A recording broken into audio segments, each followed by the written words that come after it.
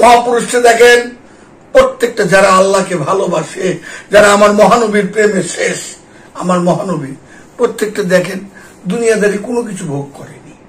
খাজা বাবা পাক ভারত জয় করে মুহূর্তের মধ্যে দিয়ে দিয়েছে। শাহজালাল বাবা সিলেট সাম্রাজ্য জয় করে দিয়ে দিচ্ছেন। অসংখ্য অসংখ্য মহাপুরুষরা সব দান দিয়ে গেছে। কোন এগুলি তাদের মোহ টানেনি। তো আমার একটু প্রতি মুহূর্ত ধন সম্পদের মোহ টানে। সুন্নত নিয়ে আজকে একটু যতটুকু আমার বাবা জাহাঙ্গীর বুঝতে পেরেছে সুন্নত। দেখেন লোক দেখানো যে সুন্নত গুলো আছে মোটামুটি সেগুলি পালন করে আমার কাছে মনে হয় 80% 90% করে। কিন্তু যে সুন্নত গুলা, যে ফরজ গুলা দেখানো যায় না, এটা কয়টা মানুষ পালন করে? নিজের বিবেক যেটু বিচার করেন তো একটু দেখেন। আমার মহানবী জীবনে মিথ্যা কথা বলেনি। আমি নাই অহরহ মিথ্যা কথা বলি। আমার মহানবী কেউ মনে কষ্ট দেয়নি, আমি কষ্ট দিই। আমার মহানবী কেউ মেরে খায়নি। আমার মহানবীরে বিধর্মীর আলামিন বলতেন, তার কাছে ধন সম্পদ জমা রাখতেন। আমার মহানবীর কেউ আগে সালাম দিতে পারতেন না। আমার মহানবীর ধন সম্পদ কোনটার কিছু প্রতি কোনো বিন্দু পরিমাণ আকর্ষণ ছিল না। আমি চিন্তা করলেও আমার গুনাহ লেখা হবে, নাউজুবিল্লাহ। আমার মধ্যে তো সব লোভ আছে। আবার আমি ফকিরের ব্যাংকটা বয়ে গেছি। আমি ফকিরের লাইনের, আমি তরিকার লাইনের, আমি অমুক দলের।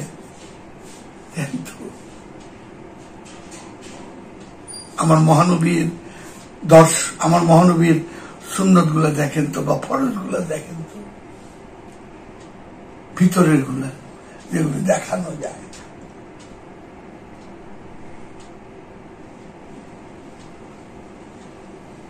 সন্তান বাপের কাছ থেকে নিব লিখিত তো, যে সন্তানরে কোলে পিঠে করে মানুষ করছে, সন্তান বাপেরে বা মায়ের মেয়েরা হারায়। দুনিয়ার ধন সম্পদের মায়া কি জিনিস! এই কোর্টে এই যাইতে হয়, দলিল করতে হয়, এই দলিল রে সিন্ধুকে বলে রাখতে হয়। দুনিয়ার সম্পদ। কোরআনটা একটু গবেষণা করার সময় পাই না। যার দেই তো আল্লাহ পাক কোরআনে কি লিখছে, আল্লাহ পাকের দেই তো কোরআনে কি লিখছে। আমি নিজেই গবেষণা করি না। আমরা প্রত্যেকেই আজকাল তো শিক্ষিত অনেক, এবং সবচেয়ে বেনিফিট হলো ইউটিউব, ফেসবুক, গুগল, যেখানে হোক কোরআনের অনেক ডিকশনারি পাওয়া যায়। একটু নিজেই গবেষণা করি না। এই ভিতরগত সুন্নত গুলি কেউ দেখানো যায় না তো। এটা ব্যক্তি কেন্দ্রিক সুন্নত, এটা লোক দেখানো যায় না। সুন্নত গুলা আরো কত সুন্নত আছে মহানবী। কোনদিন মহানবী কেউ সাথে রাগ করেননি। এই যে উটের পিছনে হ্যাপসে হয়ে গেছে, দাঁত শহীদ হয়ে গেছে গা, তো মহানবী কেউ কাফের ফতোয়া দেয়নি। আর আমি নাহিদ বিরিয়ানি খায়া আরেকজনে কাফের ফতোয়া দিয়ে দিই। চিন্তা করেন তো, ওই শিক্ষা।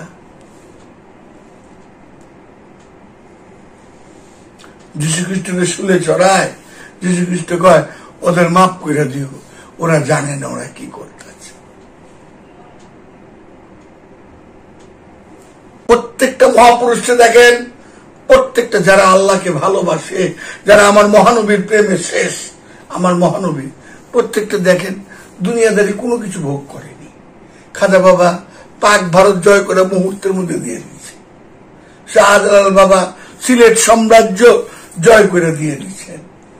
অসংখ্য অসংখ্য মহাপুরুষরা সব দান দিয়ে গেছে। কোন এগুলি তাদের মোহ টানেনি। তো আমার তো প্রতি মুহূর্ত ধন সম্পদের মোহ টানে, দুনিয়ার সম্মান আমারে টানে। দুনিয়ায় একটু ভালো থাকার জন্য পুরা যৌবনটা কি পরিশ্রম করি। হাই হাই, ব্যাংকে রাখবো, বাড়ি করব, এটা করব, এই করব, কত সুখ। যখন আমি এগুলি করে আসি আমার আর সময় দেয় না আল্লাহ, সময় দেয় না। তখন আমি নাহিদ বুঝতে পারি, আমি তো শূন্য। সারা জীবন এত হিসাব, কত কিছু মিলাইলাম, শেষ বয়সে গিয়ে দিই হায় হায় আমি তো শূন্য, সব যোগ ফল হইল শূন্য। কত খাবলা খাওয়া, কত কিছু। আরে হারানোর ইবাদত কে করতে চায় না? তো ইমাম হোসেন বাবার ইবাদত কে করবো না, মাওলালির ইবাদত কে করবো না? তো কিন্তু হারাইতে হয়। ভোগের ইবাদত ভালো লাগে তো, আমি পাবো, আমি পাবো, আমি পাবো, আমি দুনিয়াকে হারাবো, আমি এটা হারাবো, এটা আমার মন চায় না। তো এটা আমার মন চায় না। আপনার খুব লক্ষ্যভাবে সূক্ষ্মভাবে চিন্তা করেন না। যে নিজেকে চিনতে পারছে সে আল্লাহকে চিনতে পারছে। গবেষণাটা করেন না। এখানে আর কোনো কথা নেই, নিজেকে চিনতে বলছে। আমি কি আমার নিজেকে চিনছি? আপনি দেখেন তো, ইয়াকানা বুধু ইয়াকানা স্টাইল, আমি একমাত্র তোমার ইবাদত করি, একমাত্র তোমার উপাসনা করি, তোমার বিশ্বাস করি।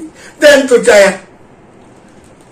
আর কোন ইবাদতের প্রয়োজন আছে? যদি আমি তারে চাই, তার উপাসনা করি, তাইলে আমি তো তার উপাসনা তাদের চাই না। তো আমি নাই ঘোর দুনিয়াটা, দুনিয়ার বৈষয়িক দিয়ে আমার চিন্তা, আমার পোলা মানে আমার দেখতে পারবো না। দুনিয়ার বৈষয়িক না দেখে তোমার কি দিচ্ছ, কিছু দাও নাই, কি পাইলাম, তো চিন্তা করি না। আমার বাপ মায় পারতো আমার অন্য জায়গায় বিয়ে দিবার লেগে, আমি অনেক সুখে থাকতাম। তোমার ঘরে আমার অশান্তি, পোলাপান করবো, তোমরা আমার কি দিচ্ছ? একটু বড় জাহান্নাম কিছু আছে? সারাক্ষণ পরিশ্রম করতেছি একটু সুখ দেওয়ার জন্য। তাই বলতেছি, যে নিজেকে চিনতে পারছে সে আল্লাহকে চিনতে পারছে।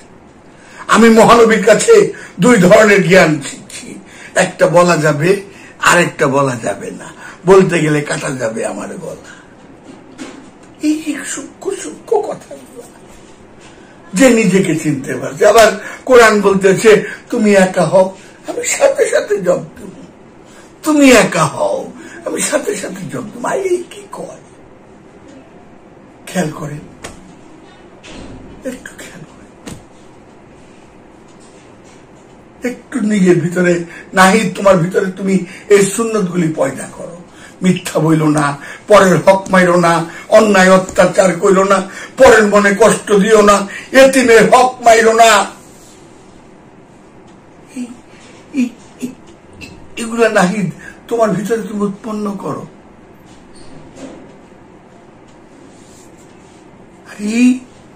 একটু কথা খালি বলছে আমি আদমের যুগ। আরে আপনারা সূক্ষ্ম পাবেন তো, আল্লাহ পাক বললেন আদমকে সেজদা দেওয়ার জন্য, আজাজিলের বললেন আল্লাহ আদমকে সেজদা দেওয়ার জন্য। আজাজিলের দোষ কই?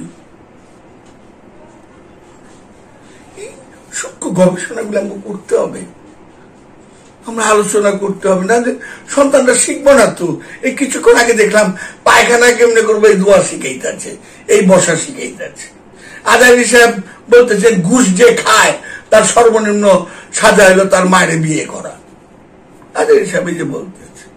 আরেকটা ফেসবুকে দেখলাম লক্ষ লক্ষ বাচ্চা গো এই বালাৎকার হয় মাদ্রাসায়। আমি আবার শেয়ার করে রাখছি, এই লোক বলতে